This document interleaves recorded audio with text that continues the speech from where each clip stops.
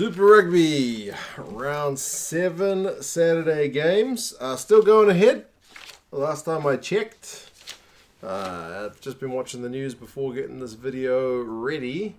And it seems like from next week, Australia is banning any events with more than like 500 people. That's still in a developing situation. But as far as I'm aware, the Reds and Sunwolves games at Suncorp are still going ahead.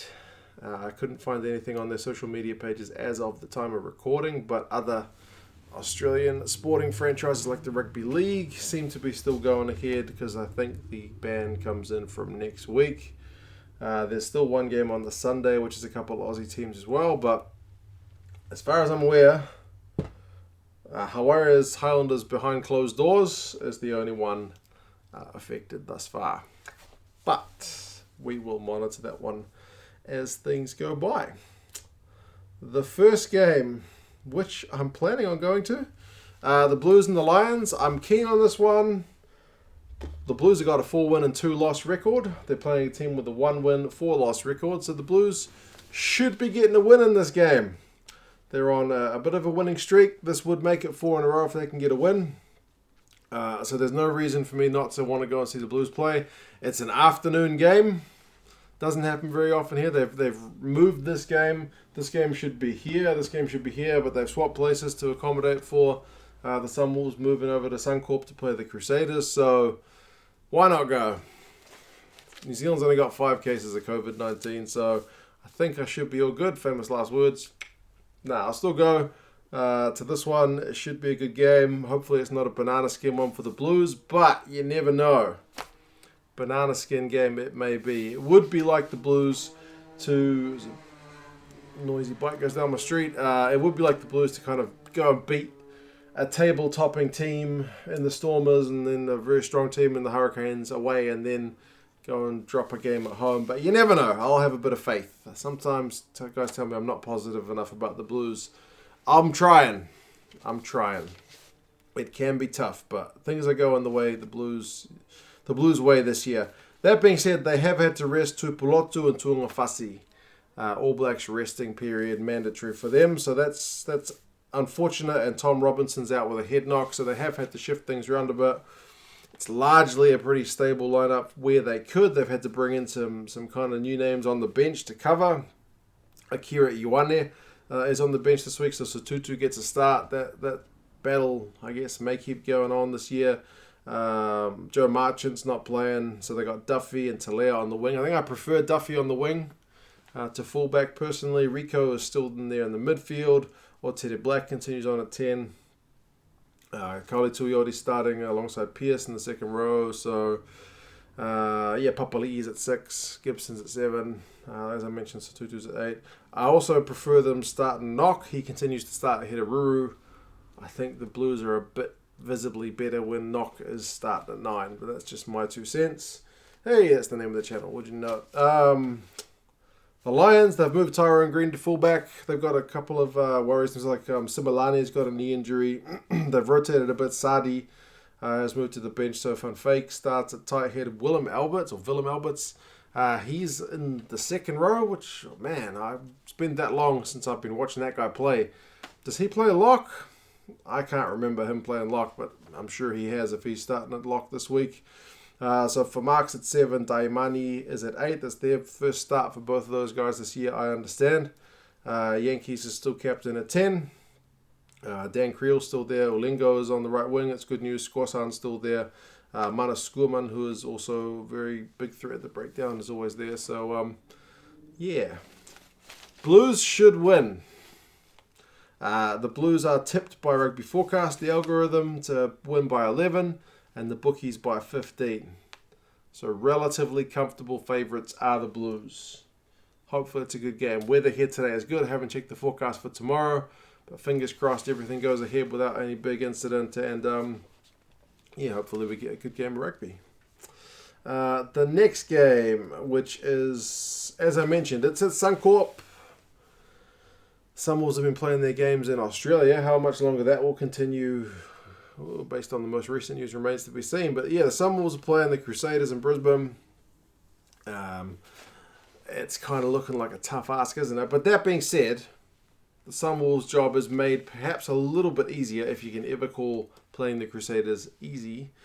Scott Barrett, Richie Mo'unga, Joe Moody, Cody Taylor, Jack Goodhue, all these guys are being rested. So I guess that's one of the benefits, well, one of the drawbacks of having so many All Blacks in your team is that you have to rest them. So that is, a fair chunk of the team to be resting. But I mean, good news is Fetu Douglas is back. You can leave the likes of Mata Ele on the bench. Sever Reese can still start. George Bridge can still start. Braden Enos still there, like 13. Dunshea is still there. He's been in great form. Christie and Grace have been in great form. So yeah, it's still that same strong Crusaders team, just without some of their All Blacks. I can't imagine it's going to slow them down a heck of a lot. But that being said, the Reds did trouble them a bit last week, so they'll be looking to bounce back with a bit more of a confident victory. The Sunwolves, from what I could see, retain most of their same guys as last week. Rudy Page 9, Garth April 10, Dargaville's at 15 this week. Mayhew, Ma'afu, and Van Furen as the front row. Ma'afu was pretty good last week, so I still think the story of the season has been Michael Stolberg at lock. He's a proper bit of tall timber Aussie bloke and has been really good. Ben Teo will try to cause problems at 12. Back to Brisbane for him. Jake Schatz is co-captain alongside the outside centre Moria. So, as I mentioned, rugby forecast algorithm, Crusaders by 32. Bookies kick it up a notch and say Crusaders by 37 points. So, if you're thinking about going to that Reds-Bulls game, if it's still on, and as I said, the latest information I have is that it's still on, it may be the last Super Rugby game you get to see for a while. So if you're keen to get out and watch a doubleheader, maybe that's a good one to go. Because, apparently there's some bands coming on the way. The next one in the doubleheader is the Reds against the Bulls. And this one's almost as fascinating to me as the kind of big games this week. Like the big games, you got Stormers Sharks, and you got Chiefs against the Canes, which is on in about 20 minutes. So I'm going to get a move on. But this game's almost as interesting. Like you got one win, 5 losses, 4 losses. Have looked pretty good in some of those losses, likewise, but maybe not as much. So I'm keen to see how these two teams go. I think the Reds could put them away, especially with the travel. But it would also be like the Reds to have spent all that energy on the Crusaders last week and then kind of expect it to be a bit easier against the Bulls. And then the Bulls kind of pull something out of the bag. So we'll see. The Reds have made a few changes. Paisami is injured. That 13 jersey in Queensland is apparently cursed. Sofia Sautia is in there at 13, but he is no slouch at 13. So that's not a bad bit of news. If he gets injured, then I'm not sure who's the next cab off the rank. Jock Campbell's at 15, Hegarty 14, which I think I've seen him at 10 and 15. I don't remember him on the wing, but I could be mistaken. Spate's still there. James O'Connor's back. Salakai Aloto moves to 6. Harry Wilson has been in phenomenal form. I left him out of my dream team and got called on it, which was probably a good call. I probably should have had him ahead of Akira Ioane. He was very good against the Crusaders, and he has been good all season, which is good news. So, for the Bulls, Burger Ordendale is back, so that's a bit of good news. Speckman has been in great form. He's been looking very dangerous. You still got Gaboka and Yukane, very class props. Visaki's there in between them. Papia and Libok is a pretty attacking 9-10 combo. Like, if you compare that to having Funsale and Stain start, it seems like a different team. So I'm hoping the likes of Papia and Libok can help unlock that back line, which has got Speckman, it's got Hendricks, it's got Galant. There's no reason these guys couldn't run riot. So, as I mentioned, could be a really good game, even if both of these teams have not got great records. One of them needs to get a couple of wins to maybe get back in the hunt, and this would be a good time to start that off. In terms of the predictions, the Reds by 3 is what the algorithm says, and the bookies say Reds by 7, so predicted to be kind of close-ish. The next one, which is, as I said, alongside the Hurricanes Chiefs tonight, I think Sharks Stormers is a big game. 4 wins, 1 loss, 5 wins, 1 loss. 2 of the best teams in Super Rugby this year. And neither of them were the top of their conference last year, so it's nice that both of them have really stepped up, seemingly. And we'll see which one of them emerges as kind of the top dog after this one, because the Jaguares, with their record of 3 wins and 3 losses, seem to be just slightly a step off the pace. So it seems to be between these two teams. But yeah, Sharks, Fussy is their fullback. He has been good all season. Likewise, Esterhuizen, best midfield in Super Rugby, maybe one of them anyway. Mapimpi has been in electric form. He's continued on that rich vein of the World Cup. Maybe Nkosi has been kind of a forgotten guy a bit with some of the performances from his backline teammates. Bosch has been great. Notcher, I'm just going to keep listing off the whole Sharks team basically. They've been in top form and they're unchanged, because why change it if it's working so well? For the Stormers, they've kind of shuffled some guys around. Malherbe starts, Murat starts, Johan de Toy is in at 7 because I think Peter Steff is injured, which is unfortunate. Kitsoff is still captain. Jamie Roberts is still there at 12. Damien Willems is at 15. So that means Jean-Luc Duplessis is at 10. And I know that guy attracts a fair bit of stick, so maybe a big game for him to kind of step up. But it's nice for them to have a couple of playmakers and then a big guy like Jamie Roberts to cause some pain at the opposition as well. This game's on at like 2 in the morning, so I'm probably not going to watch it live, but I think it's one that I have to watch on replay, because I'll try my best to avoid any results. I'll avoid all social media and whatnot until I can watch the game. This next game's on at like midday on the Sunday here in New Zealand. This is like 2 a.m. on the Sunday, so I'll try, if I can, avoid all social media until 12, and maybe I can kind of double watch them, because I might have Six Nations to watch in the morning as well. Get all the rugby in while you can, because, like I said, we don't know how long until games are called off. So, yeah. Sharks by 7 is what the algorithm says, and Sharks by 5 is what the bookies say. So the Stormers are underdogs going into this one. We will see. Last one, which is the Jaguares against the Highlanders. As I said, it will be an interesting one in terms of there being no crowd. That will be a bit of a surreal experience. Some of the people are worried that the microphones are going to pick up on a lot of stuff they may not ordinarily pick up on with all the background noise, like players swearing and all kinds of nonsense. But at least the game is going ahead. Hopefully everybody is safe and healthy and all that stuff. It's obviously unfortunate that the game is being played behind closed doors, but at least it is being played. So that is kind of the good news. The Jaguares have done some tweaking with their players. Malia is in there at fullback.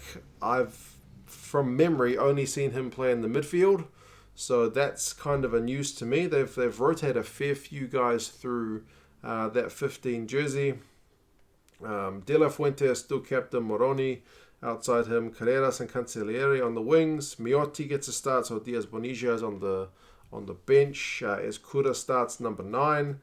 And they have Bertrano on the bench. So they do have 2 9s, like proper official 9s playing this week, which is a nice change given recent weeks they have had a bit of a lack there. Krivy is back, which is also good news for them. A bit of experience maybe to get the team on the right track. But with Montoya on the bench, like those are like 2 of the better hookers in Super Rugby. So in terms of depth, either way you're fine. You can play 40 minutes and not lose anything either way. For the Highlanders, they have had to rest Aaron Smith and Liam Coltman. This is the All Blacks thing again. It's time for them to have a week off. So that's unfortunate timing for a Highlanders team which has only picked up 1 win. The desperation side on the Highlanders is kind of like the Bulls and the Reds to actually get the season going before they get left too far behind.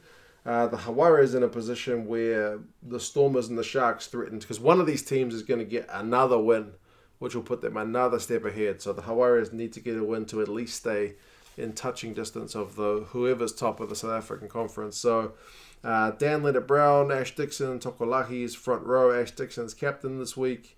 Dylan Hunt, Frizzell, and the loose alongside Tu'u. Interestingly, Josh Ioane moves to 15. They've persisted with him at 12 up until this point, but they are putting Tay Walden back at 12 this week. I personally prefer having Tay Walden there. I think him and Rob Thompson historically have been a pretty good partnership, but this time it's going to be Punivai.